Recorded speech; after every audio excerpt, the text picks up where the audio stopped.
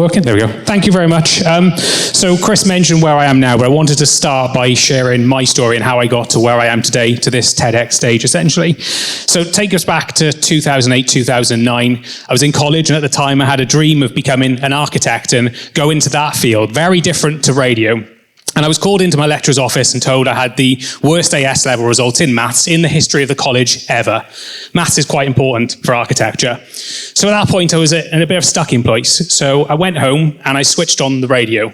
And looking back now, I had a love of radio from a very early age. Like many people in radio, spending time listening to stations like Radio 1 and Red Dragon FM, recording the songs on the radio, pausing at the right point, and pretend to be a DJ myself. I listened to the radio and I thought, I could do a little bit better than that. So I decided, well, I'm at a point, I'm stuck, I'll give that a bit of a try. So I contacted someone at a station called Nation Radio at the time, called Chris Bloomer, and I reached out to him, and he gave me some great advice to where to start. And I joined my local hospital radio station called Rookwood Sound, where I spent 6 months learning community radio, essentially learning how to present on the radio, and had some great time meeting some great people there over 6 months, presenting a sports show, which wasn't the best feel for me, and also learning along the way, apparently playing a track by an artist called Just Jack called The Day I Died isn't appropriate for a hospital environment. But it was a great place, and I met someone at that point that introduced me to Bro Radio, which is a community radio station in Barry and where I still am today. I went there and met the station manager, and within 15 minutes, I was on the radio, on an FM radio station, broadcasting to Barry, talking about places I'd never been to. I was 16, 17, I'd never driven. I'm talking about place names, pulling together playlists, and at the time getting a bit of grief from a regular early listener who would regularly complain when we played any track with a bit of rap in it, complain about rip, rap, crap, as she called it. So at the time, I spent some time at Bro Radio learning, and whilst I was doing that, I was working part-time in a coffee shop, and that sadly closed, and it meant I had a lot more time to spend in community radio. So I embedded years and years at Bro Radio, doing everything I could, having a go, helping out at events and what I could. And that led to loads of great opportunities, like going out and doing sales and advertising and promoting the radio station, talking about our work and promoting everything we do. And that, and being on the radio every day I could, essentially helped grow my love of community radio. It takes to 2017, I decided to move to Barry. I met my wife, I got married, and an opportunity came about to take over leading Bro Radio as its manager, as another member of the staff decided to take a new career path. So I took over running Bro Radio in 2017 and haven't looked back since. 8 years later, I'm still there, and we've grown from a small radio station serving the town of Barry to a service covering the entire Vale of Glamorgan on FM, on DAB, and creating loads of opportunities for people to be creative.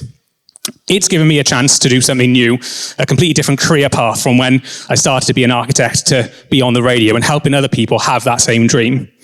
Now, whilst that's my story, I want to share some of the great stories of community radio that I've met over the years. One of the first people I met was a guy called Jeff. Jeff is a presenter who's still with Bro Radio now and presents, at the time, a 70s and 80s show.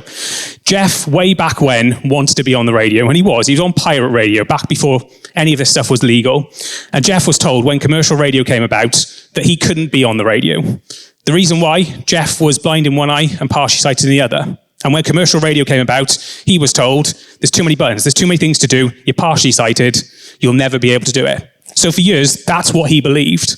But then Bro Radio came about, and it gave him a safe space to come and to present on the radio and share his passion in music. Jeff has a ridiculous collection of CDs, and every single week he'd go through his CD collection, put it in a little box and bring it to the studio to share that love.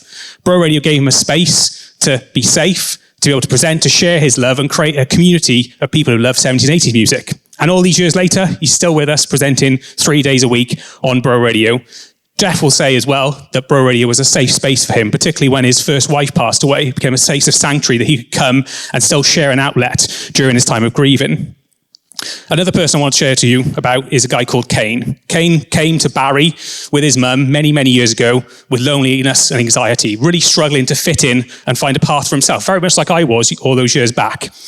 Kane got a 12-week placement through the Prince's Trust with a local supermarket. And through the back of that, came into Bro Radio to kind of tap into his love of music. He came to Bro Radio shy and retiring, wouldn't say boo to a goose, but after weeks he was hosting a local music show, sharing local music by people who are creating, people who are being creative in their community, sharing that with the rest of the Vale of Glamorgan.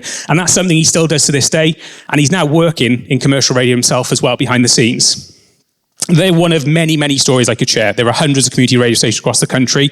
And right now, we're in a position at Bro Radio, particularly, where we want to continue to create opportunities for people to be creative. Last year, with my colleague Jamie, we launched the Bro Radio Academy, a platform for local people to come in and learn about radio, to share, have a space to be creative and to share their passions. Since that launch, we've had 100 people come to the door and benefit from those training opportunities, from young people right through to adults. From people like Celia, who came to us last year. Celia was a carer for a family member, and many family members actually. She came to Bro Radio just to basically jump on a 4-week course and do something for herself. But during that, she fell in love with radio. And now every week comes in the studio, talks for 4 hours about music and her love and her passions, and has that as a weekly sanctuary to switch off from all her worries of being a carer. And there's people like Jane, who at the age of 71 spoke on the radio for the very first time. She spent 6 months grieving for her husband and decided, I want to do something for myself now. I want to move on from that grieving process. So she comes in, again, presents on the radio and has an outlet to do so. They're at the other range, but we have young courses as well, youth courses running for young people, where we give young people the opportunity to experience radio like I did all those years ago. They come in and access qualifications and get given a platform to be on the radio, to play their favourite songs, to talk about Taylor Swift, but also access that qualification as well. People like Lily, who turned her love of the Welsh language into weekly Welsh lessons, or Oliver, who, like Kane, was very much shy and retiring, but utilised community radio to bring himself back out of his shell after spending many years inside during the pandemic. They're one of multiple stories from community radio, but it's not just about those people in places, it's also about creating the future of media here in Wales. We keep hearing how there's a great future for media in Wales, but there needs to be places for those people to learn. And through Bro Radio in the last couple of years, many of the voices you hear and see on TV and read in newspapers have come from stations like Bro Radio. Just with us at the BBC, there's people like Dan Moffat and Tom Phipps. At Global, there's people like Jordan Howell. At Nation.com, people like Emily Price, and many, many others I can name. And community radio is continuing to provide a platform for people to be creative, to have a voice, to learn new skills, and to start their career. Now, whilst I've talked a lot about Bro Radio in this talk, there are hundreds of community radio stations like us right across the country. At the moment, there are 350 community radio stations on air right across the UK. Collectively, we are bigger than every other radio station added up collectively as licenses. 5.3 million people every single week listen to community radio stations like Bro Radio. And here in Wales, while we're a small part of things, there are 11 community radio stations on air, creating a space for local people to share their passions, to be creative and have a voice and a purpose in their community. From GTFM in Pontypridd, which is the very first access station that paved the way for stations like Bro Radio back in 1999, to stations like Newport City Radio, who came on air last year thanks to the power of small-scale DAB, to stations like Mon FM up in North Wales, who are a long-standing bilingual service, and so many other. Collectively, community radio has over 400 volunteers giving their time every single week. The people you hear on the radio do so for free. They do it because they love radio, they love music, and they want to share that with you. So next time you're flicking around the dial and find a radio station, have a look at your local community radio station. Stations like Bro Radio and Radio Cardiff and GTFM and Rhondda Radio and so many others. We're there as volunteers. We don't come from Manchester or London. We come from the same street. We live in the same community. We're passionate about our local area. And we're not doing it for the fame. We're not doing it for the money. We're doing it because we love what we do. Thank you.